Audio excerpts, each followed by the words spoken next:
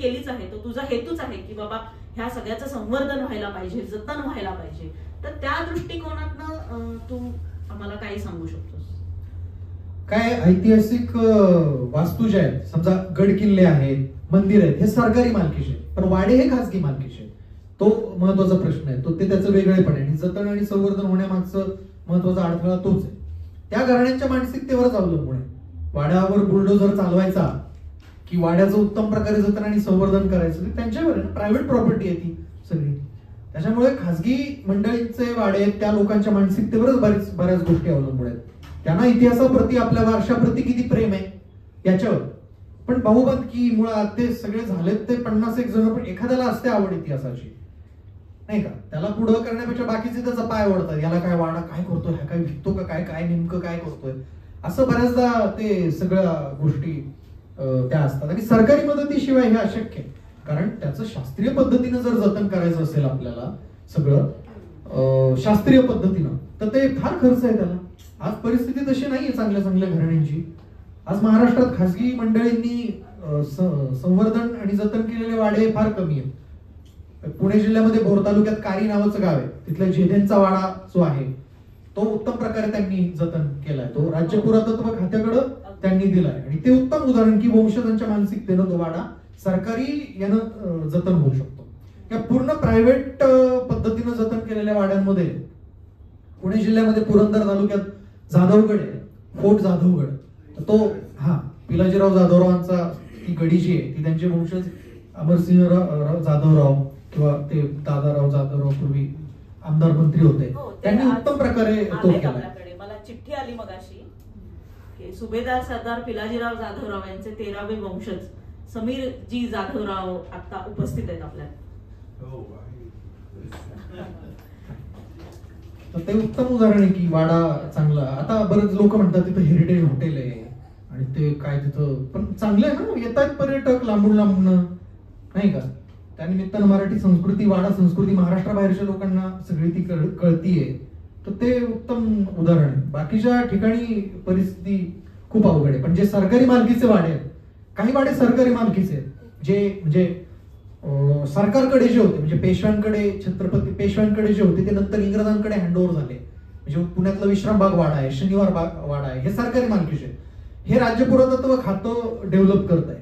विश्रामबाग वाडा, कोपरगावचा रघुनाथराव पेशव्यांचा एक वाडा आहे, तो सुद्धा स्टेट प्रोटेक्टेड मॉन्युमेंट म्हणून उत्तम प्रकारे जतन आणि संवर्धन त्याचं करत. नाशिकचा सरकार वाडा आहे, नाशिक शहरातला, ते सगळं सरकार करतंय जतन. म्हणजे पूर्ण नावं ठेवून पण सरकारला चालणार नाही, शास्त्रीय पद्धतीनं, पण हळूहळू कासवगतीनं. आणि नंतर काय ते म्हणजे त्याचा उपयोग नेमकी काय करणार आहे, तिथं पर्यटक पण आले पाहिजे ना, त्याच्यासाठीच धोरण, वाड्यांसाठीच धोरणच सरकारचं असं स्पष्ट नाहीये. गड किल्ल्यांचं जितकं आहे, वाड्यांचं असं काही स्पष्ट ठोस धोरण सरकारचं नाही, ही खंत आहे. बरोबर. या पुस्तकाच्या निमित्तानं ते खरं तर व्हायला हवं, म्हणून अर्थातच ते आपण बघायला हवं त्या बाजूनं. आता आपण मुलाखतीच्या शेवटाकडेच येऊया. मला असं वाटतं की आता पुस्तक लिहून झालंय, पुस्तकाचा हा प्रवास, म्हणजे त्याचं प्रकाशन, मग त्याच्या चर्चासत्र, मग त्याचे टॉक्स किंवा असे काही संवाद, हे सगळं तू आता हे करतोयस. तर तुला आता एकूणच लेखक म्हणून एक ओळख निर्माण तुझी होतीये. तर इथून पुढचा तुझा प्रवास कसा असेल आणि तुला आता नेमकं काय करायचंय, ह्या अनुषंगानं तू काय बोलशील? अजून काही असं ठरवलेलं नाहीये, पण इतिहासातली अज्ञात घराणी, वाडे, म्हणजे पुस्तकाच्या माध्यमातून आता लोकांच्या प्रतिक्रिया येतात ना, भरपूर प्रतिक्रिया सगळ्या आल्या. आणि मला सांगायला आनंद होतो की पहिल्या महिना 1.5 महिन्यात 500 पेक्षा जास्त प्रतींची विक्री त्याची झाली. कारण विषय नवा आहे, लोकांना नवीन वाचायला आवडतं, मला एवढं कळलं. लोकांना आता सरदार घराणी सगळं जे मराठी शाळेतलं जे म्हणजे लोक लढाया तेच वाचून कंटाळली. नुसतं शिवाजी महाराजांनी अफजल खानाला मारलं, आता किती कथा, कादंबऱ्या, चित्रपट, मालिका, नाटकं, किती तो सगळं ते प्रसंग हाताळलाय. आता ऐकून ऐकून लोक ते, आणि इतिहास अभ्यासक आहे आमचे, त्याच घटना प्रसंगांचं नुसतं ते त्याच हे करतात, दळण करतात त्याचं. ते म्हणजे ते म्हणतात ना आपण एखादी गोष्ट परत केलं त्याचं दळण, त्याचं चोथा करत, असे शब्द आहेत गावाकडचे, नगरकडे, इकडं पण म्हणतात तसं. तर तेच काहीतरी नवीन सरदार घराणी, स्थानिक इतिहास आहे, लोकल हिस्ट्री. आज कितीतरी वाडे, किल्ले, ठिकठिकाणचे यांचा इतिहास नाही समोर आलेला ना. निवडक फक्त त्या घटना प्रसंग, त्या व्यक्ती, त्या याच्यावर तो सगळा इतिहास मर्यादित राहतोय. महाराष्ट्रात किती आता गाव आहेत, म्हणजे 36 जिल्हे, 358 तालुके, 41,000 गाव आहेत. प्रत्येक गावाचं डॉक्युमेंटेशन झालं पाहिजे. त्याच्यासाठी स्थानिक भागात इतिहासकार निर्माण होणं पण एक चांगलं आहे. आणि स्थानिक इतिहासाकडे स्थानिक दृष्टीनेही न बघणं, कारण बाकीचे सगळे विषय संपलेच ना. पण किती दिवस तेच सगळं पाणीपत तेच सांगत बसणार आहे. मराठ्यांचं राज्य शिवाजी महाराजांनी स्थापन केलं. त्याचा 18व्या शतकामध्ये 2/3 भारतभर ते राज्य होतं, प्रत्यक्ष अप्रत्यक्ष. त्याच्यानंतर सर्वाधिक संघर्ष इंग्रजांविरुद्ध मराठ्यांनी केला. याच्यात खूप अशा व्यक्ती आहेत, खूप अशी घराणी आहेत मॅडम, त्यांचं योगदान. मराठ्यांची सत्ता त्यातल्या त्यात सरदार मंडळींकडं म्हणजे विकेंद्रित स्वरूपाचं होती मराठ्यांची सत्ता. लक्षात घ्या. आपण मराठी शाळेचा अभ्यास करा. राजाराम, मी मगाशी सांगितलं जहागिरा देण्यात आल्या. कोकणातले आंध्रे ते ताराबाईंच्या पक्षाकडे वळाले. शाहूंनी स्वतःच्या बाजूला घेण्यासाठी शाहू महाराजांनी त्यांच्याशी तह केला. बघा, राजा सरदाराशी तह करतो म्हणजे ते किती मोठे असतील. सरदार दाभाडे आहेत, कदम पांडे आहेत, पवार आहेत, धार, देवास ज्युनियर सिनियर 3 संस्थान आहेत. कोणाला मध्य प्रदेशातल्या मोठी मोठी सरदार घराणी होती. योगदान आहे त्यांचं भरपूर घराणी. नागपूरकर भोसले यांचं घराणं आहे. इतिहासात दुर्लक्षिलं गेलेलं नागपूरकर भोसल्यांचं घराणं आहे. म्हणजे आपल्याला त्या 1730-40च्या काळात पहिले बाजीराव पेशवे यमुनेपर्यंत गेले आपल्याला सांगितलं जातं. पण रघुजी भोसले बिहार, बंगाल, ओरिसामध्ये गेले. कलकत्त्यावर 4 वेळा त्यांनी स्वाऱ्या केल्या. हे नाही शिकवलं जात आपल्याला. तिरुचिरापल्लीला ते गेले. 1742ला त्यांनी तो किल्ला जिंकला. खूप यशस्वी मोहीम होती. छत्रपतींचे, पेशव्यांचे सुद्धा सरदारांचे डोळे विस्फारले की तेवढी लूट ते घेऊन आले होते रघुजीराजे भोसले. 1851 पर्यंत नागपूर हे महाराष्ट्रातलं नव्हे, भारतातलं सर्वात मोठं प्रिन्सली स्टेट होतं संस्थान. हे माहिती आहे का आपल्याला? काय तिकड यवतमाळचे किल्ले काय, कुठं भंडारा, गोंदिया, तिथं काय होतं माहिती आहे का आपल्याला? एक लोकांना किती मगाशी पिलाजीराव जाधवरावांचं किती मोठं कार्य आहे मराठी सत्तेच्या त्या विस्तारामध्ये आणि ताराबाई आणि शाहू महाराजांच्या काळामध्ये. संताजी घोरपडे, धनंजय, म्हणजे खूप आहेत खरं. म्हणजे नाव घेऊन सुद्धा ती नावं संपणार नाहीत. ग्वाल्हेरचे शिंदे, बडोदेचे गायकवाड, इंदोरचे होळकर, त्यांच्या पदरी पण सरदार घराणी होती. अगदी दिल्लीचा कारभार महाजी शिंदे बघायची. वकिली मुतलक त्यांना किताब होता. आज महाजी शिंदे हे नाव सुद्धा माहित नाही हो महाराष्ट्राला. अशी ही शोकांतिक आहे. त्याच्यामुळे त्या सगळ्या याच्यावर अभ्यास झाला पाहिजे.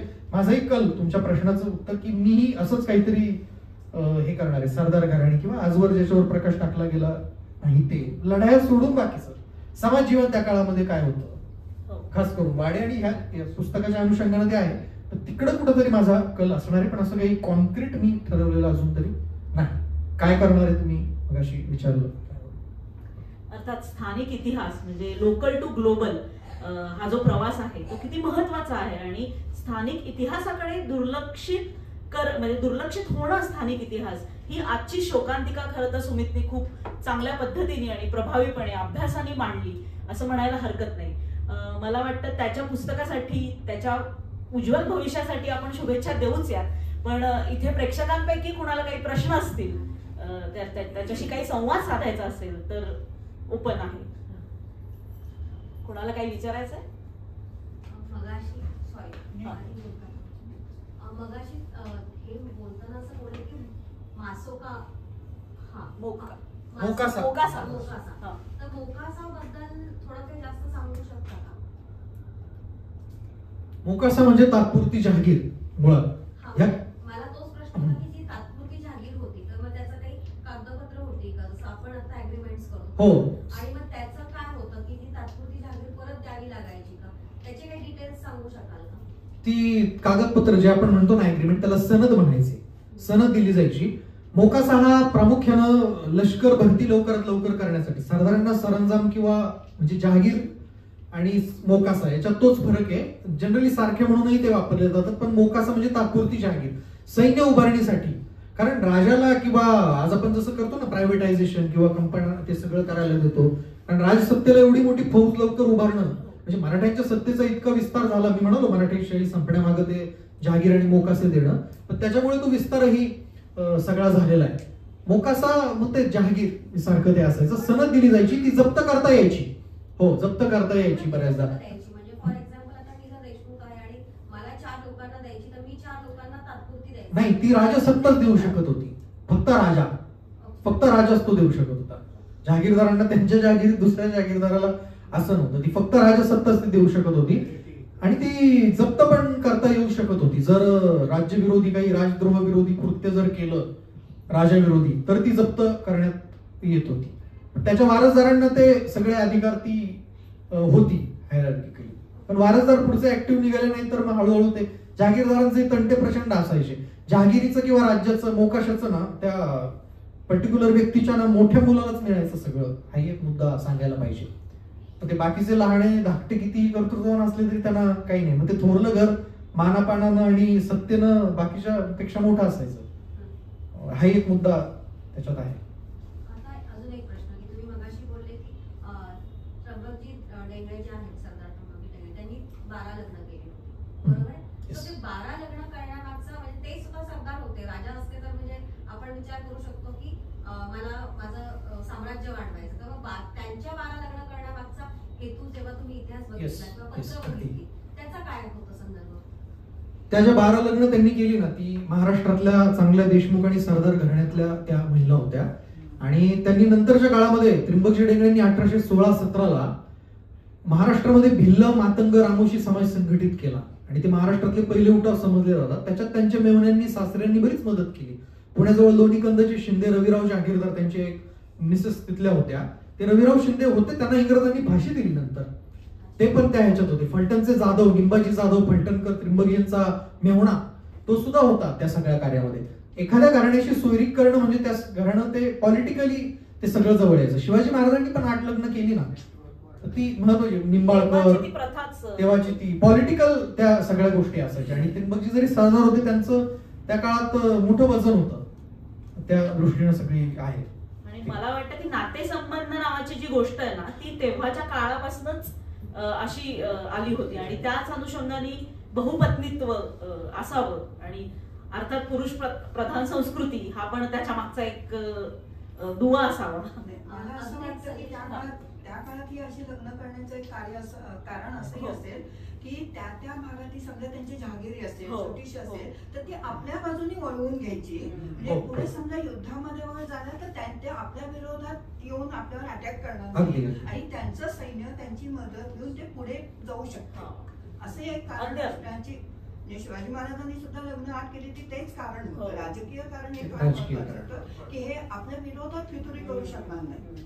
आणि त्यांनी त्यांच्या मुलगी स्ट्रॅटेजिकली महत्वाच्या सगळ्या घराण्यांमध्ये दिल्या. महाराजांच्या मुलगी महाडिकांना दिलेल्या होत्या. मग त्यांना दक्षिणेच्या सगळ्या मुलगाचा कारभार हो. शाहू महाराजांनी त्यांच्या ज्या कन्या होत्या संभाजीपुत्र शाहू त्या कदंबांडेंना दिलेल्या होत्या. ती कदंबांडेंची ती पहिलीच सोयरीक होती. ते कदंबांडे त्या काळात फार प्रभावी होते. हे आपण ध्यानात घेतलं पाहिजे. म्हणजे बऱ्याचदा आपण म्हणतो मग सरदारांना त्यांचे ते सरदार आहेत ते नाही, ते कदंबांडे ही मोठीच फॅमिली होती आणि ती त्यांना जवळ घ्यायला ते लग्न ते सगळं त्या दिल्या होत्या. पुढे कोणाला विचारा. नगर खुद्द नगरमध्ये काही तुम्ही अभ्यासासाठी म्हणजे तिथले वाडे किंवा असं काही केलं होतं का? आणि तिथे एक भूषण देशमुख इतिहास अभ्यासक आहे, त्यांना भेटला होता. हो आहे, त्यांचा रिव्ह्यू पण पुस्तकाला प्रतिक्रिया दिली आहे त्यांनी. त्यांचं कामही सुंदर आहे. अशा स्थानिक भागात अनेक मंडळी जी काम करतायत ना, हो अगदी त्यांचं काम हे कौतुक. त्यांचं खूप मार्गदर्शन मिळालेलं आहे इतिहास लिहिण्यामध्ये पण. आणि त्याचा तुम्ही म्हणा हेरिटेज वॉकच्या माध्यमातून प्रचार प्रसार करणं ते पण इतिहासकारांचं, पत्रकार किंवा संस्कृतीचे जे अभ्यासक आहे ते पण. बऱ्याचदा आपण लिहितो भरपूर पण ते प्रचार प्रसारात पण आपण केलं पाहिजे सगळं. खरं तर सांगायला आवडेल मला, सुमित स्वतः हेरिटेज वॉक पण घेतो. कारण संगमनेरला त्यांचा जो वाडा आहे डेंगळेंचा ह्याला निमगाव जाळी, तर त्याबद्दल तू थोडंसं सांगायला हरकत नाही की तुम्ही काय काय उपक्रम राबवता. आम्ही गेल्या 4-5 वर्षांपासून त्र्यंबकजी डेंगळेंची पुण्यतिथी गावात साजरी करतो. त्यानिमित्त वेगवेगळ्या नाविन्यपूर्ण उपक्रम आम्ही करतो. आता कुठं गाव जागृत झाले सगळं. हेरिटेज वॉक आम्ही करतो. भरपूर लोक येतात बघायला. मी सांगितलं झेप नावाची कादंबरी इनामदारांची आहे, त्यामुळे त्यांच्यावर थोडंसं लिहिलंय. मराठी साहित्यातलं दुर्लक्षित व्यक्तिमत्व त्यांना म्हटलं जातं. म्हणजे कोरा नावाचं एक ऍप्लिकेशन आहे क्वेश्चनचं जागतिक. ते त्याच्यात एक प्रश्न होता की मराठी साहित्यातले सर्वाधिक दुर्लक्षित सरदार कोण, तर 4 उत्तरं आली. 4 4 त्र्यंबकजी डेंगळे. त्यातलं मी नव्हतं दिलं बरं का. आणि लंडनला ब्रिटिश हाऊस ऑफ कॉमन्स मध्ये चर्चा झालेला तो पेशव्यांचा दिवाण फार मोठा संघर्ष आहे. 10-11 वर्ष ते काशीजवळच्या चुनाच्या किल्ल्यामध्ये कैदेत होते. तिथं, म्हणजे फार दुर्लक्षित व्यक्तिमत्व ते होतं. आम्ही हेरिटेज वॉक करतो, शाळेच्या सहली बघायला येतात, अनेक इतिहासप्रेमी येतात, कॉन्झर्वेशन आर्किटेक्ट्स येतात, संस्कृतीचे याचे अभ्यासक बरेचसे येतात आणि भरपूर प्रतिसाद आहे. कोण ना कोणतरी वाडा बघायला येतच असतं आणि तो प्रायव्हेट असा वाडा महाराष्ट्रातला पहिल्या 5-10 मध्ये असावा की तो सर्वाधिक बघायला येणाऱ्या लोकांपैकी तो सगळा आहे. आम्ही स्वतःहून हेरिटेज वॉक तिथं घेत असतो. बऱ्याचशा गोष्टी दाखवण्यासारख्या आहेत, त्याचं संवर्धनही केलं पाहिजे. त्याच्यासमोर नील फलक लावणं, त्र्यंबकजींची पुण्यतिथी साजरी करणं, वेगवेगळ्या माध्यमातून त्याच्यावर लिहिणं, बोलणं, ऐतिहासिक घराण्यातल्या सगळ्या मंडळींनी ते करायला पाहिजे. परत आपण बोलतो फार, म्हणजे आडनावापुढं पाटील, देशमुख, इनामदार, जहागीरदार काहीतरी लिहायचं कुठंतरी लग्न पत्रिकेमध्ये, पण ते का म्हणतात आपल्याला जहागीरदार, इनामदार? आपल्या पूर्वजाचा तो इतिहास शोधला पाहिजे ना, ती व्यासंगी ते लिहिलं पाहिजे, त्याच्यावर 4 गोष्टी संशोधनाच्या अंगानं त्या सगळ्या झाल्या पाहिजे. इतरही सगळ्या घराण्यांनी ते करायला हवं. नुसतेच काहीतरी हे काढून रथ काढून नुसतं ते आपण काहीतरी इतरांपेक्षा वेगळं आहोत हे सोडलं पाहिजे. म्हणजे आम्ही त्या त्र्यंबकजी डेंगळ्यांच्या पुण्यतिथी करतो ना, आम्ही समोर कोणत्याही डेंगळ्यांना बसवत नाही अजिबात. बाकीच्याच गावातल्या लोकांना सगळ्यांना इतर आडनावाचे बसवतो. बऱ्याचदा काय होतं, तर मी त्र्यंबकजींचा अभ्यास करतोय, त्या घराण्यातली कोणतरी किंवा त्या आडनावाची व्यक्ती जर त्या याच्यावर ऐतिहासिक व्यक्तीवर घराण्यावर अभ्यास करत असेल तर लोकांचा बघण्याचा दृष्टिकोन वेगळा असतो. ह्या बारीक सारीक गोष्टी त्या निमित्तानं की लोक हे यांना ह्यांचंच करायचंय अक्क, तर ते कुठेतरी भक्कानं दाखवता आपण स्वतः कुठेतरी मागं राहून संशोधनाच्या अंगानं असं ते केलं पाहिजे. त्यामुळं ह्या सगळ्या ऐतिहासिक घराण्यातल्या वर्तमानातले जे वारसदार आहेत ना, यांनी खरंच जागं व्हायला पाहिजे आणि त्या दृष्टीनं सगळं आपले हे वाडे हा वारसा जो आहे, मुळात हे ऐतिहासिक पुरुष काय त्या घराण्यांच्या मालकीचे नाही, त्यांचे नाही, सगळे शिवाजी महाराजांचे वंशज आपण सगळेच आहोत ना. विचारांनी त्या आशयाने सगळ्यांनी प्रयत्न करायला पाहिजे आणि सरकारनेही त्याच्यात इतिहासाकडे बघण्याचा तो दृष्टिकोन जरा बदलला पाहिजे. खरं. आणि कोणाला काही विचारायचंय, बोलायचंय? एक प्रश्न होता. पेशवाई गेली आणि नंतर इंग्रजांचं राज्य आलं, तर त्या दरम्यानच्या काळामध्ये बरेच सामाजिक बदल महाराष्ट्रामध्ये घडत गेले.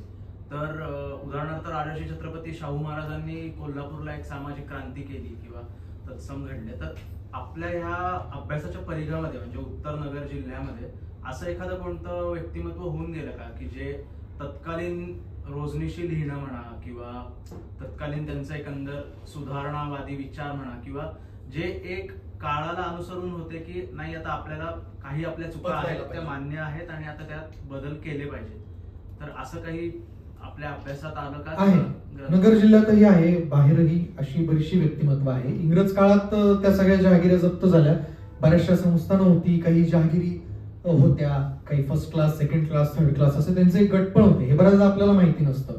तो मधला काळ नेमका कसा गेला तो. राजर्षी शाहू महाराज, सयाजीराव गायकवाडांसारखं नाव आपण घेतो की त्यांनी तो बदल लगेच स्वीकारला. प्रोग्रेसिव्ह त्यांचा दृष्टिकोन सगळा होता. नगर जिल्ह्यामध्ये पानवडी गावचे सरदार शिवराव भवनराव थोरात जे होते, थोरात घराण्यातले, ते अशा कोणाचे होते. ते नगर जिल्हा मराठा विद्याप्रसारक समाजाची स्थापना त्यांनी सगळ्या मंडळींनी केली. जिल्ह्यात कुठेतरी बहुजन समाज शिकावा, पुढे जावा याच्यासाठी त्यांनी प्रयत्न केले आणि ते नगर जिल्हा लोकल बोर्डाचे पहिले प्रेसिडेंट होते. त्यांना ऑर्डर ऑफ ब्रिटिश एम्पायर हा सगळा त्यांना खिताब होता आणि ते रोजनिशी लिहायचे. 30 वर्ष ते रोजनिशी लिहायचे असा एका पत्रात उल्लेख आहे. त्यांच्या त्या डायरीज उपलब्ध पण आहेत 1920-30 साली. ते फार सुंदर आहे खरं म्हणजे. त्या डायऱ्या आहेत अजूनही. आज प्रवरेला पूर आला, संगमनेरच्या ज्ञानमाता विद्यालयाला पाणी लागलं, तिथं नगरला आज दत्ताच्या जयंती असल्यानिमित्त हे आमच्या जहागिरीस आमच्या गावाला काही नंगट लोक गावातले त्रास देत आहेत, आम्ही गुंडांचं पारिपत्य गुंड आणूनच करावं का? मग नंगटांमध्ये आम्हा अभिजानांमध्ये फरक काय? काय प्रोग्रेसिव्ह दृष्टी आहे ना. आपण पण हाणामारा करायला लागलं तर आपणही त्यांच्यासारखीच होऊ. म्हणजे काय दृष्टिकोन. त्यांना सतार वाजवता येत होती त्यावेळेस. सतार आणि साधं गाव ते पानवडी नावाचं छोटं गाव ते नगरला आणि ते 25हून जास्त संस्था संघटनांवर होते. 1933 ला नगर जिल्हा लोकल बोर्डाच्या इमारतीचं उद्घाटन झालं. त्यांच्या काळात ती झाली. देखणी इमारत आहे. सयाजीराव महाराज गायकवाडांना त्यांनी बोलवलं होतं. तर त्यावेळेस ते म्हटले की मी विचारांनी महाराजांचा सरदार आहे. त्यांनी मुजरा केला.